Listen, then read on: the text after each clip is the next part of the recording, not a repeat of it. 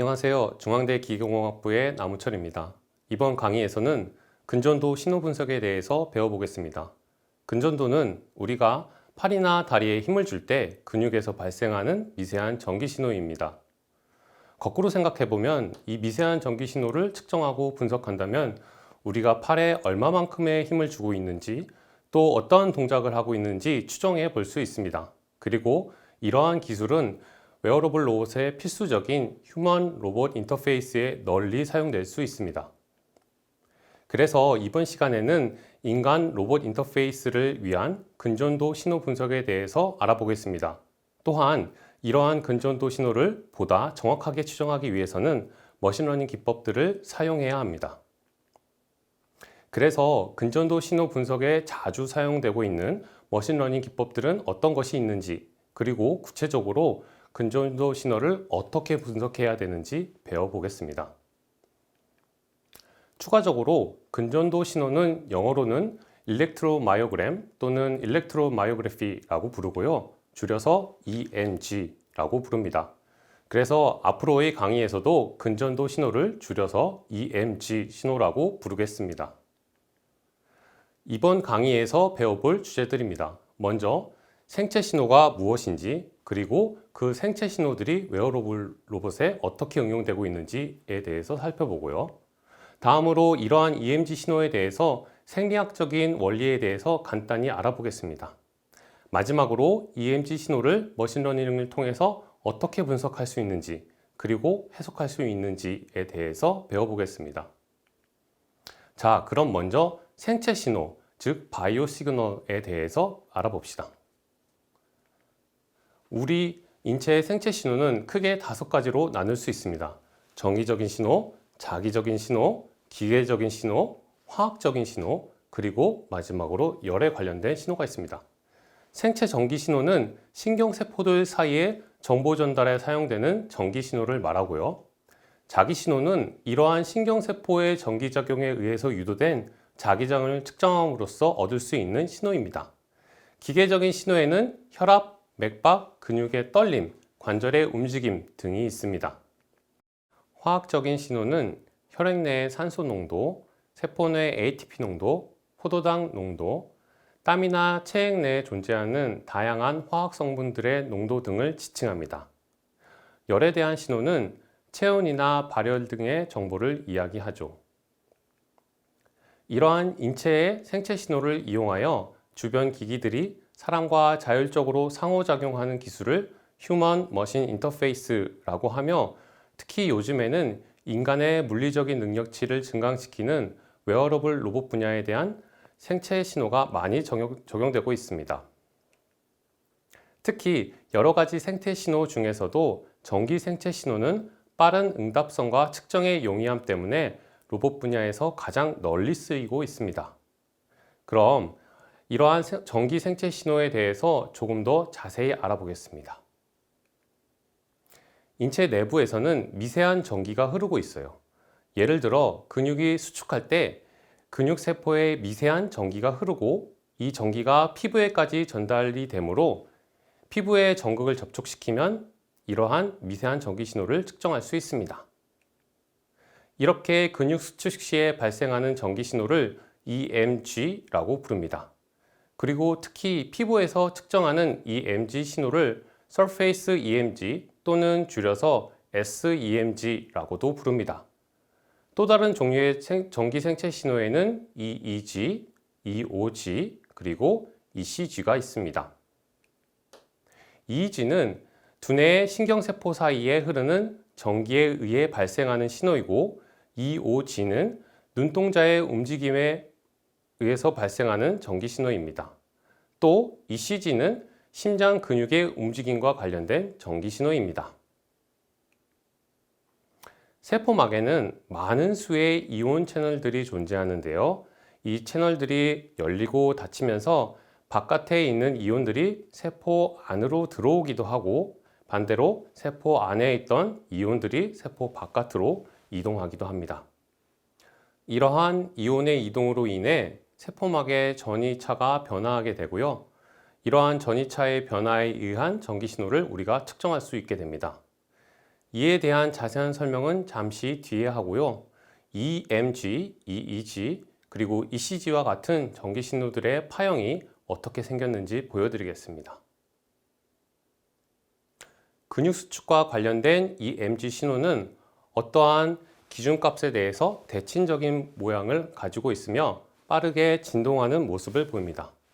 심장과 관련된 ECG 신호는 높은 피크가 주기적으로 발생하는 파형이며 여러분들이 의학 드라마에서 자주 보았던 바로 그 파형입니다. 안구 운동과 관련된 EOG 신호는 눈을 깜빡이거나 눈동자를 움직일 때 천천히 변화하는 파형을 보여줍니다. 그리고 뇌파인 EEG 신호는 저주파 성분과 고주파 성분을 모두 가지고 있으며 불규칙성이 매우 강한 파형을 보입니다. 이러한 이유로 각각의 전기 신호는 오른쪽의 그래프와 같은 주파수 범위와 강도를 지닙니다. EMG 신호의 경우 1mV 정도의 크기를 가지며 10에서 수백 헤르츠의 주파수를 가지며 진동합니다. 이러한 생체 신호가 가지는 공통적인 특성은 다음과 같습니다. 앞서 살펴보았듯이 전기 생체 신호는 불규칙하게 변화하는 신호입니다. 또한 시간에 따라서 지속적으로 변화하며 신호의 통계적인 특성조차도 시간에 따라 변화하는 non-stationary한 특성을 지닙니다. 예를 들어 같은 동작을 하더라도 오늘 측정한 EMG 신호와 내일 측정한 EMG 신호는 다릅니다. 또한 주위 환경이나 피실험자의 감정 상태에 의해서 크게 변화하는 성질도 지니고 있습니다. 마지막으로 전기 생체 신호들은 개인마다의 차이도 큽니다. 예를 들어서 같은 동작을 하더라도 피실험자 A와 피실험자 B에게서 서로 다른 EMG가 측정됩니다. 이와 같은 불규칙성과 변동성 때문에 간단한 수식으로 생체 전기 신호를 분석하는 것에는 한계가 있고, 그래서 머신러닝이나 딥러닝과 같은 인공지능 기술들이 생체 전기 신호 분석에 사용되어야 합니다. 웨어러블 로봇은 인간과 로봇의 상호작용이 필수적인 로봇이므로 생체 신호가 가장 중요한 역할을 하게 됩니다. 다시 말해, 생체 신호를 분석하여 착용자의 동작 의도를 선지적으로 판별하고 그에 맞는 제어를 수행해야만 착용자가 편안하게 사용하면서도 사용자의 신체적인 능력을 보다 높게 향상시킬 수 있습니다. 그럼 생체 신호가 웨어러블 로봇에 어떻게 사용되고 있는지 대표적인 예들을 살펴보겠습니다. 현재 상용화된 그리고 2000년대에 연구된 대부분의 웨어러블 로봇들은 신체 움직임 자체를 이용하는 로봇들이 대부분이었습니다. 즉, 기계적인 생체 신호를 이용하는 로봇들이었습니다. 특히 하지 마비 환자들을 위한 리워크사의 보조 로봇은 착용자의 몸이 앞으로 기울어지는 것을 IMU 센서를 통해서 감지하고 이 순간에 걸음을 내딛도록 해줍니다. 블릭스나 XOS2의 경우에는 로봇 관절의 회전 각도를 이용하여 로봇을 제어합니다. 이와 같이 기계적인 움직임을 이용하는 웨어러블 로봇에 대한 연구가 활발하며 다양한 제품들이 시장에 출시되기도 했습니다. 또 다른 연구 방향으로는 착용자의 EMG 신호를 이용하여 착용자의 동작 의도를 파악하고 이에 맞는 보조력을 생성하는 로봇들이 있습니다. 사이버다인사의 하지 로봇, 오토봇사의 마이어 플러스와 같은 상지 의수가 좋은 예입니다. 이 로봇들은 마비 환자 또는 절단 환자의 남아있는 신경을 통해서 생성되는 EMG 신호를 이용하여 로봇에게 제어 명령을 하달하는 형태의 시스템을 갖추고 있습니다. 마지막으로 뇌파를 이용하여 제어하는 웨어러블 로봇인데요. 사실 뇌파는 시간에 따른 큰 변동성과 불규칙성 때문에 전기생체 신호 중에서도 특히 더 의도 추정이 어렵습니다. 그래서 아직 상용화되기에는 힘든 면이 있지만 그 잠재력 때문에 대학과 연구소 등의 연구기관에서 활발히 연구되고 있습니다. 그럼 먼저 근육이 어떻게 움직이는지, 그리고 우리 뇌에서 발생한 동작 의도가 어떻게 근육 수축으로까지 이어지는지에 대해서 알아보겠습니다. 마이오신이라고 불리우는 근육세포 내의 단백질은 마치 한 개의 팔과 같은 역할을 합니다. 이 마이오신은 액틴 필라멘트라고 불리는 기다란 구조물을 잡고 한쪽 방향으로 이동시킨 후에 잡았던 구조물을 놓고 다시 잡아서 이동시키는 이러한 작업을 계속적으로 반복합니다. 그래서 액틴 필라멘트를 왼쪽으로 또는 오른쪽으로 이동시킬 수 있습니다. 여기 보는 것과 같이 여러 개의 마이오신들이 근육세포 내에 존재하는데요. 왼쪽에 있는 마이오신은 액틴 필라멘트를 오른쪽으로 당기고, 또 오른쪽에 있는 마이오신은 액틴 필라멘트를 왼쪽으로 당길 수 있도록 배열되어 있기 때문에 마이오신의 움직임으로 인해 근섬유가 수축할 수 있습니다. 그러나 평상시에는 마이오신이 이 액틴 필라멘트를 잡을 수 없는 구조이기 때문에 근육이 수축하지 않습니다. 좀 더 자세히 설명하면, 우리가 팔을 움직이겠다는 생각을 하면 신경세포를 따라서 머리에서부터 팔 근육까지 전기신호가 전달됩니다. 이 전기신호가 운동신경세포와 근육세포가 만나는 지점까지 전달되면 운동신경세포의 끝단에서 뉴로트랜스미터라고 불리우는 신경 전달 물질이 분비됩니다. 분비된 신경 전달 물질이 근육세포 내의 세포막에 있는 리셉터에 붙게 되면 근육세포의 표면을 따라서 액션 포텐셜이라고 불리우는 전기신호가 퍼져나갑니다. 근육세포 표면을 흐른 액션 포텐셜은 근육세포 내에서 칼슘 이온의 분비를 촉진시키고, 이렇게 분비된 칼슘 이온은 액틴 필라멘트에 붙게 됩니다. 이로 인해 액틴 필라멘트의 구조가 변화되고, 이 덕분에 마이오신이 액틴 필라멘트를 잡고 당길 수 있게 됩니다.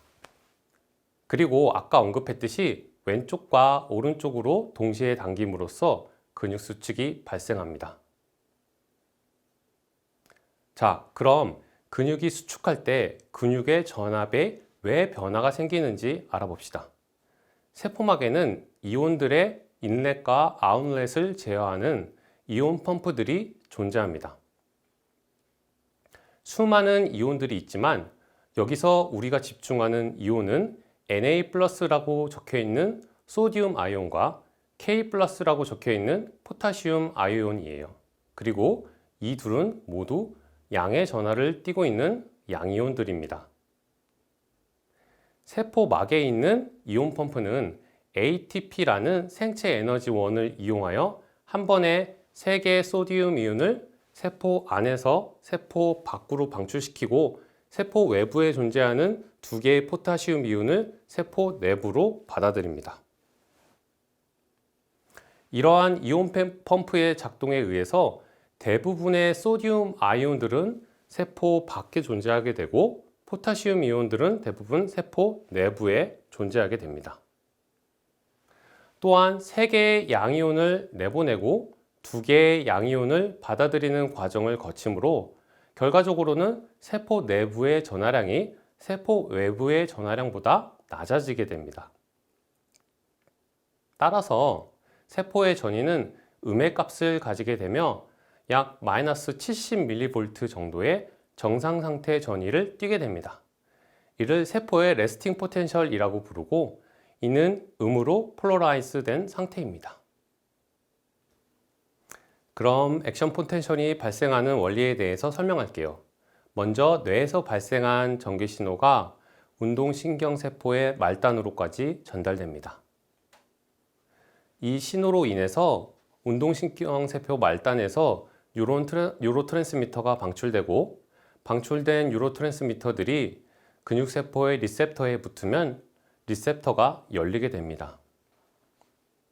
앞서 설명했듯이 세포 외부의 소듐 아이온의 숫자가 세포 내부의 소듐 아이온 숫자보다 많으므로 열린 리셉터를 통해서 소듐 아이온들이 세포 안으로 들어오게 됩니다.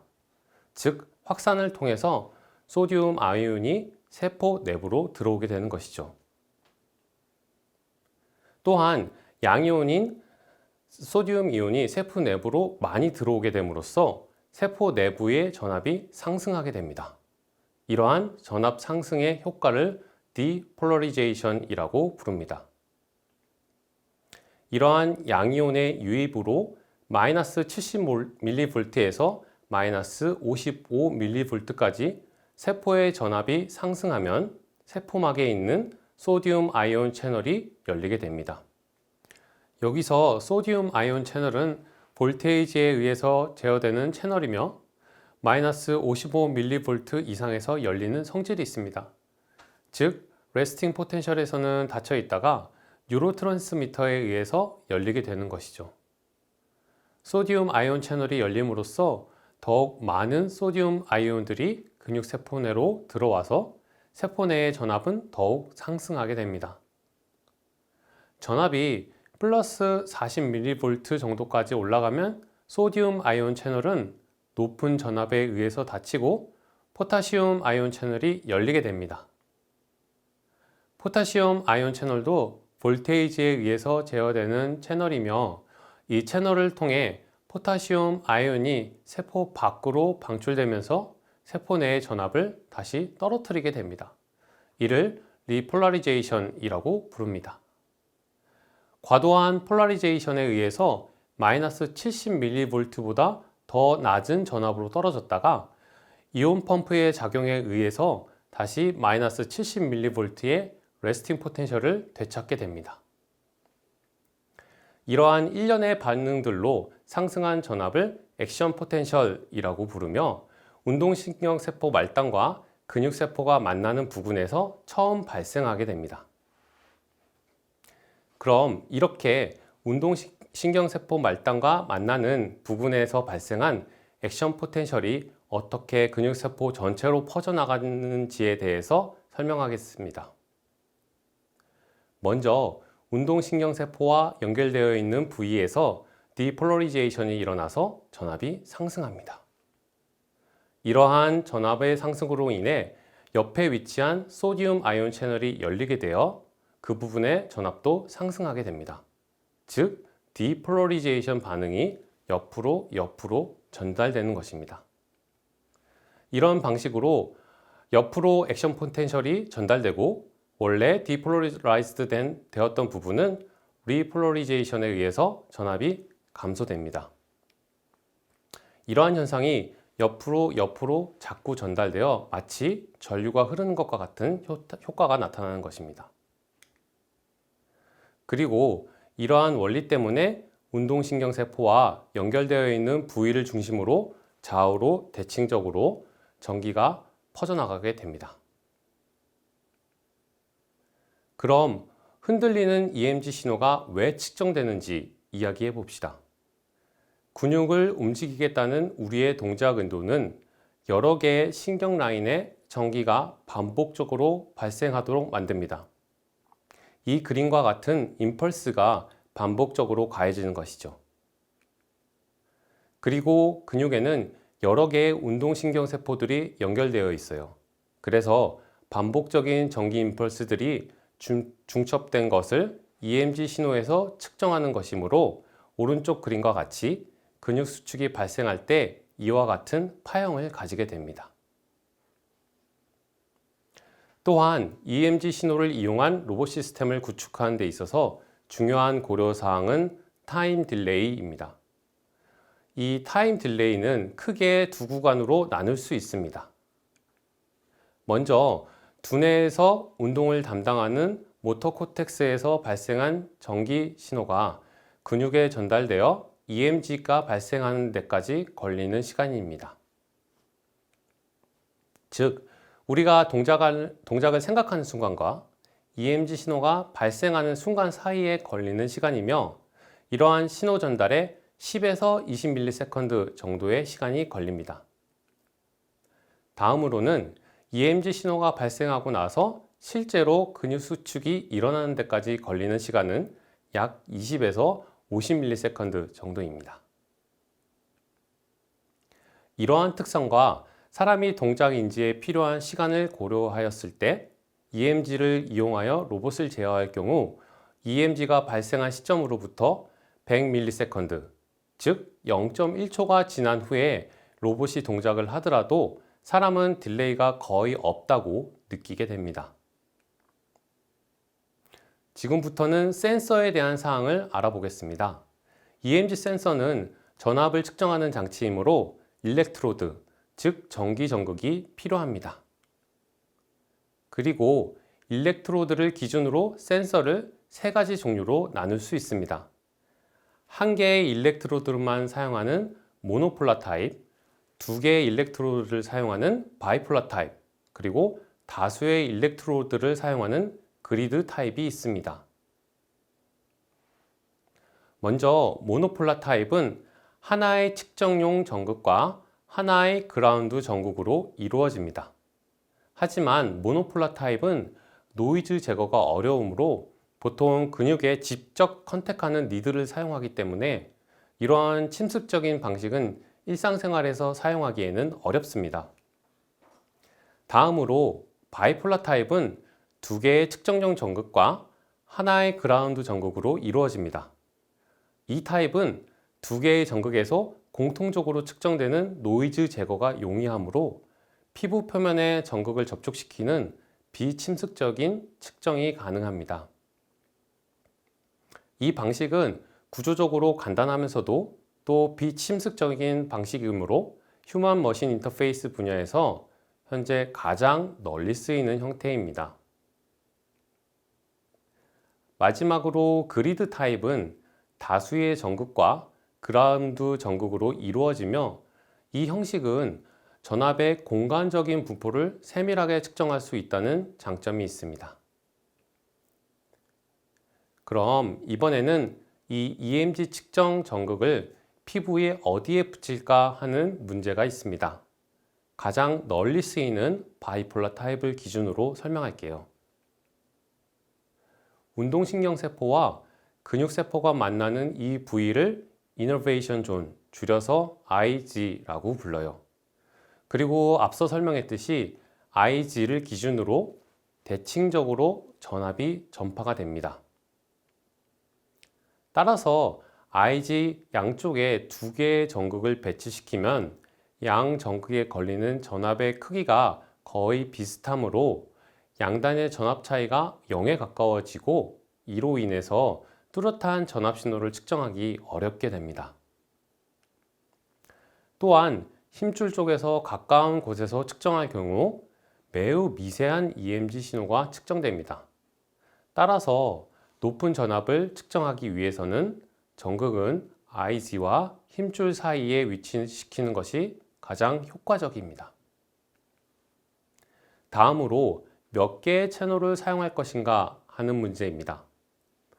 바이폴라 타입이라면 두 개의 전극 사이에서 얻는 전압차가 한 개인 채널 신호가 됩니다. 따라서 4개의 전극을 사용할 경우 2개의 전압차를 측정하면 2개의 신호를 얻게 되겠죠. 이 그래프는 사용한 채널의 개수와 EMG 신호 해석의 정확도 사이의 관계를 나타냅니다. 여기서 Y축에 나타난 정확도는 EMG 신호를 이용하여 사용자의 동작을 구분하는 알고리즘의 정확도를 뜻합니다. X축은 해석에 사용된 EMG 신호 채널의 수를 뜻합니다. 여기서 볼 수 있듯이 많은 채널을 사용할수록 당연히 많은 정보를 얻을 수 있으므로 정확도는 증가합니다. 또한 4개나 6개 정도의 채널을 사용하면 그 정확도가 충분히 높아지고 그 이상은 잘 증가하지 않음을 볼 수 있죠. 여러 개의 채널을 사용할 때 얻는 장점은 이와 같이 해석의 정확도가 증가하는 점 이외에도 전극의 부착 위치가 조금 변경되는 경우에도 믿을 만한 결과를 얻을 수 있고 또 채널 중에 일부가 오작동하더라도 다른 채널의 신호로 이를 알아내어 보정할 수 있다는 장점이 있습니다. 다음으로는 앰플리파이어입니다. EMG 신호는 밀리볼트 정도의 강도를 가진 아주 미세한 전압입니다. 이렇게 미세한 전압을 측정하기 위해서는 그 전압의 세기를 증폭시켜야 합니다. 따라서 EMG 센서들은 증폭기를 내장하고 있습니다. 오른쪽 그림과 같이 증폭기는 두 개의 입력 전압의 차이를 증폭해 주는 역할을 합니다. 그리고 이 증폭기의 사양이 EMG 센서의 성능에 직결하게 됩니다. 대부분의 DAQ 장치들은 3에서 5V 정도의 전압을 이용하고 EMG 신호는 0.1에서 2mV 정도의 크기를 가지므로 약 500 정도의 개인 값을 가져야만 적절한 데이터 취득이 가능합니다. 또한 증폭기의 인풋 임피던스가 충분히 커야지만 정확한 전압 측정이 가능합니다. 우리 피부의 임피던스가 10에서 100kΩ 정도의 값을 가지므로 앰플리파이어의 인풋 임피던스는 이보다 훨씬 큰 값인 10에서 100메가옴 정도의 값을 가지도록 만들어야 합니다. 그리고 중요한 것이 Common Mode Rejection Ratio, 줄여서 CMMR입니다.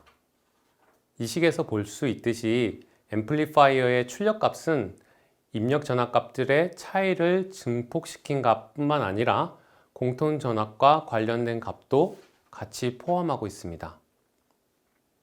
우리가 측정하고자 하는 값은 입력 전압의 차이값이므로 입력 전압에 대한 개인값인 AD가 공통 전압에 대한 개인값인 AC보다 크면 클수록 좋은 증폭기라고 말할 수 있습니다.